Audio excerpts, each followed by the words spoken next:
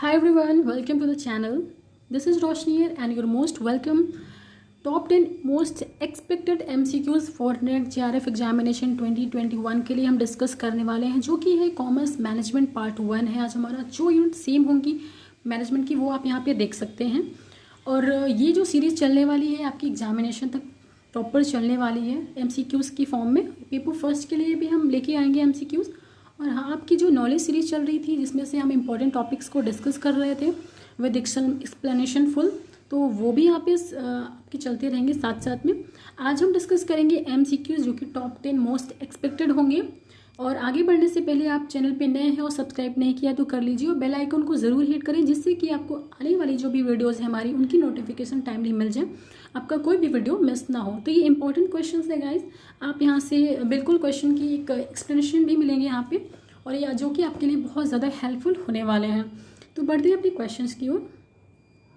तो first question हमारा यहाँ पे ऑल यूनिट्स के जो क्वेश्चन हैं मिक्सड अप होंगे। यहाँ पे आपकी प्रॉपर एक यूनिट का क्वेश्चन नहीं है, यहाँ पे सारे मिक्सड अप हैं क्योंकि ये मॉक है MCQs का, तो आप बिल्कुल यहाँ पे देख सकते हैं। तो फर्स्ट क्वेश्चन है हमारा अजर्शन एंड रीजन वाला।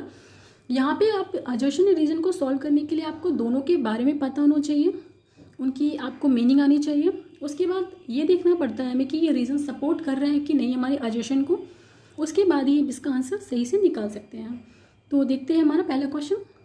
अजर्शन है green marketing is an expense for the organisation, the market is indifferent whether the firm uses green marketing और नॉट। यहाँ पे ये कह रहा है कि जो ग्रीन मार्केटिंग है एक तरह से एक्सपेंस है ऑर्गेनाइजेशन के लिए, और अगर ये जो ऑर्गेनाइजेशन है ग्रीन मार्केटिंग को यूज़ करती है या नहीं यूज़ करती है तो उसमें कोई डिफरेंस नहीं रह जाता है बहुत बड़ा। रीज़न यहाँ पे क्या बोल रहा है, the firm by using green marketing appeals to the desire of the public and chooses product that are good for the environment. Reason ये बात कर रहे हैं कि जो ग्रीन मार्केटिंग है ये अपील करती है कि पब्लिक जो है ऐसी प्रोडक्ट को चूज़ करे जो इन्वायरमेंट के लिए हेल्दी और गुड हो। तो क्या ये रीज़न अजर्शन को सपोर्ट कर रहे हैं, देख लेते हैं। ऑप्शंस इसकी यहाँ पे कोर्स में दिए हुए हैं, आप ऑप्शन को देख सकते हैं। तो इसका राइट आंसर बता दूं, इसका राइट आंसर आपका हो जाता है ऑप्शन सी। जी हाँ, यहाँ पे आपका ए जो है इनकरेक्ट है बट आर जो है आपका बिल्कुल करेक्ट है। यहाँ पे जो एक्सप्लेनेशन इसका हम देख लेते हैं। जैसे कि बात करूँ कि जो ग्रीन मार्केटिंग है एक एक्सपेंस नहीं होता है ऑर्गेनाइजेशन के लिए, ये बहुत ही ज़्यादा इंपॉर्टेंट होता है। और जो कि हमारा जो इन्वायरमेंट है बहुत ही ज़्यादा हार्म हो रहा है, तो इसके लिए बहुत ज़रूरी रहता है कि ग्रीन मार्केटिंग को बढ़ावा दिया जाए। तो ये बिल्कुल भी एक्सपेंस नहीं है, एक बहुत ही अच्छी चीज़ है अगर आप ग्रीन मार्केटिंग को सपोर्ट कर रहे हैं। और ऐसी ही अपील की जाती है ग्रीन मार्केटिंग में कि जो पब्लिक है वो ऐसे प्रोडक्ट को चूज़ करे जो कि इन्वायरमेंट के लिए गुड हो।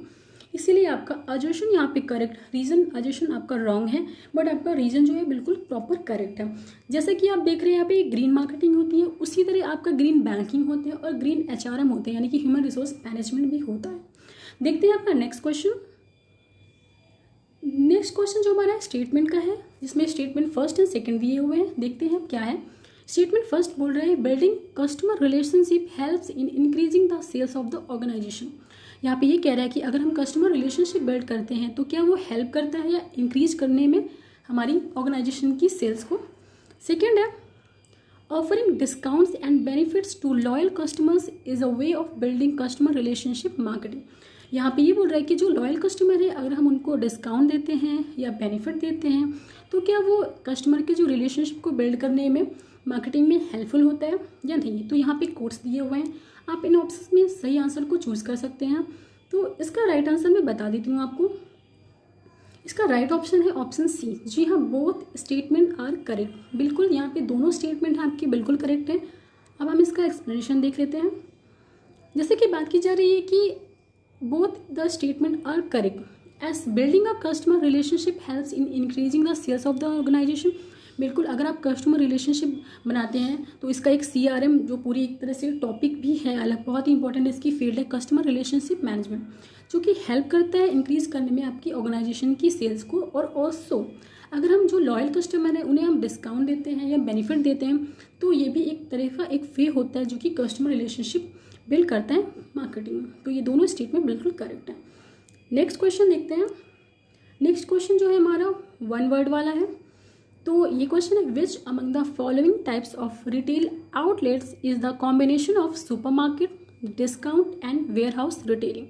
यहाँ पे ये पूछ रहा है कि कौन सी टाइप्स हैं जो कि रिटेल आउटलेट्स में आते हैं, like supermarket, discount and warehouse. इन तीनों का कॉम्बिनेशन क्या कहलाता है आपका? ऑप्शन देख लेते हैं।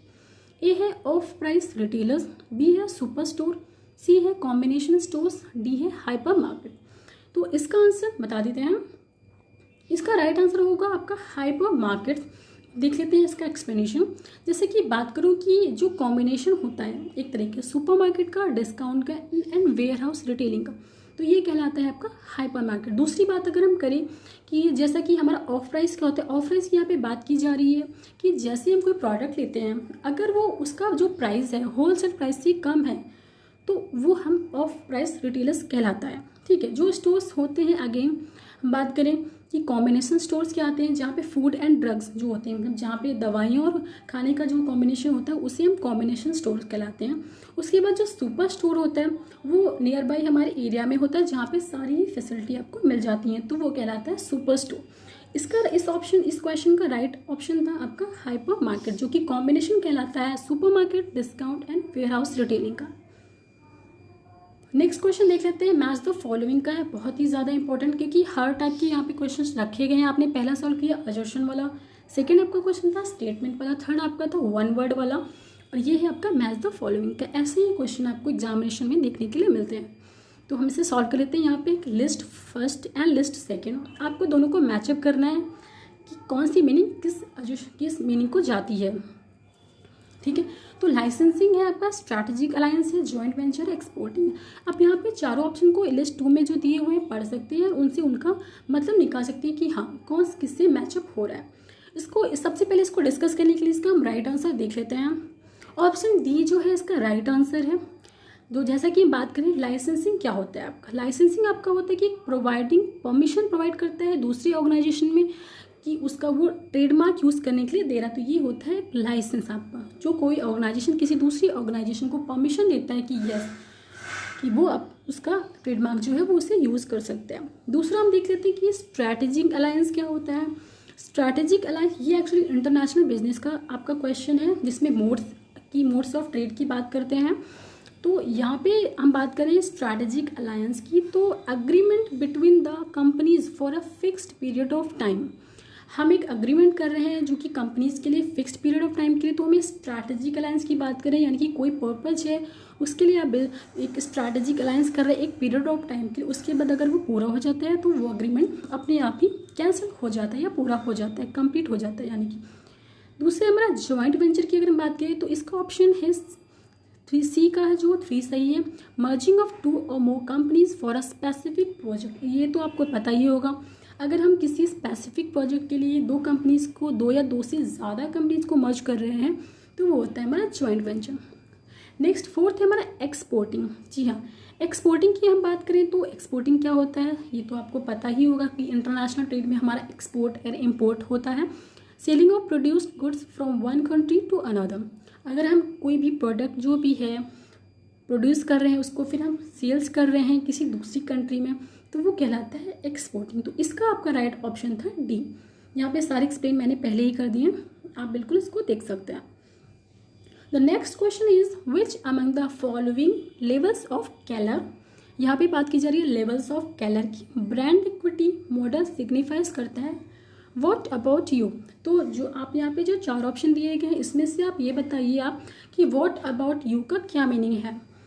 इसमें से ये एक्चुअली आपको पहले पता होना चाहिए कि लेवल्स ऑफ केलर क्या होते हैं, जो कि ब्रांड इक्विटी के लिए दिए गए थे वॉट अबाउट यू में। तो इसके ऑप्शन है brand identity, brand meaning, brand resonance, brand response. इसका राइट ऑप्शन देख लेते हैं। इसका राइट ऑप्शन है ऑप्शन डी। अगर आप पूछिए व्हाट अबाउट यू तो आपका ऑप्शन होगा ब्रांड रेस्पॉन्स। तो यहाँ पे एक्सप्लेनेशन में आपको सबसे पहले पता होना चाहिए केलर्स की जो ब्रांड इक्विटी मॉडल था वो किस पे फोकस किया गया था आपका। फर्स्ट टू अंडरस्टैंड करने के लिए जो कस्टमर के लिए इम्पॉर्टेंट होते हैं, इम्प्लीमेंट जो स्ट्रैटेजीज हम करते हैं ब्रांड इक्विटी में, तो यहाँ पे आपको ये चारों ही पता होने चाहिए। इसी अकॉर्डिंग अब यहाँ पे पूछा गया था आपका व्हाट अबाउट यू, तो आपने बताया कि ब्रांड रिस्पॉन्स इसका आंसर है। बट अगेन क्वेश्चन में आपका आ सकता है ब्रांड आइडेंटिफाई सिग्निफाइज होता है, तो ब्रांड आइडेंटिटी जो होती है वो होता है who are you, and brand meaning की अगर हम बात करें तो होता है व्हाट आर यू, एंड आपका ब्रांड रिस्पॉन्स तो हो ही चुका है, व्हाट अबाउट यू। एंड आपका आता है ब्रांड रिनॉसेंस, जो होता है आपका होता है what about you and let me, what about you and me. तो ये चारों ही आपको पता होने चाहिए। ब्रांड की इक्विटी का नेम है आपका, ये केलर्स का ब्रांड इक्विटी मॉडल है। आई होप आपको ये क्वेश्चन बहुत अच्छे से समझ में आया होगा। बढ़ते हैं नेक्स्ट क्वेश्चन की ओर। तो नेक्स्ट क्वेश्चन जो है हमारा अगेन एक स्टेटमेंट का है, देख लेते हैं। The decision taken regarding the launching of a product as a licensed brand, manufacturer brand और distributor brand falls under the scope of brand sponsor decision. यहाँ पे बात कर रहे हैं कि अगर हम कोई डिसीजन लेते हैं रिगार्डिंग एक प्रोडक्ट के लॉन्च होने में, तो जो उसका लाइसेंस होता है ब्रांड का, मैन्युफैक्चर ब्रांड होता है एंड डिस्ट्रीब्यूशन जो ब्रांड होता है, वो क्या ब्रांड स्पॉन्सर डिसीजन के अंदर आता है। दूसरा स्टेटमेंट क्या कर रहे हैं, given the product a new name is known as individual names. किसी भी प्रोडक्ट को नया नाम देते हैं तो क्या वो एक इंडिविजुअल व्यक्तिगत उसका नाम होता है। In case the product fails, अगर वो प्रोडक्ट फेल हो जाता है तो the brand image of the company is affected, तो क्या कंपनी की जो ब्रांड इमेज होती है वो अफेक्ट होती है। दोनों स्टेटमेंट आपको यहाँ पे पढ़ने हैं, उसके बाद दोनों का ही आपको पता होना चाहिए उसका मीनिंग। उसी के अकॉर्डिंग आप ऑप्शन को देख सकते हैं या आंसर को करेक्ट कर सकते हैं। तो आपने स्टेटमेंट देख लीजिए, इसके ऑप्शन आपको यहाँ पे दिए हुए हैं। तो राइट ऑप्शन मैं आपको बता दूं, जी हाँ, ऑप्शन ए जो है इसका राइट ऑप्शन है कि स्टेटमेंट जो फर्स्ट है करेक्ट है, बट स्टेटमेंट जो सेकंड है वो इनकरेक्ट है। क्यों इनकरेक्ट है, इसको एक्सप्लेनेशन में हम देख लेते हैं।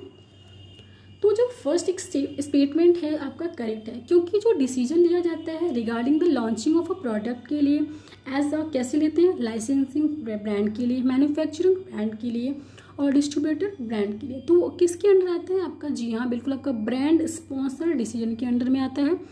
सेकेंड स्टेटमेंट की बात करें जो कि रॉन्ग है।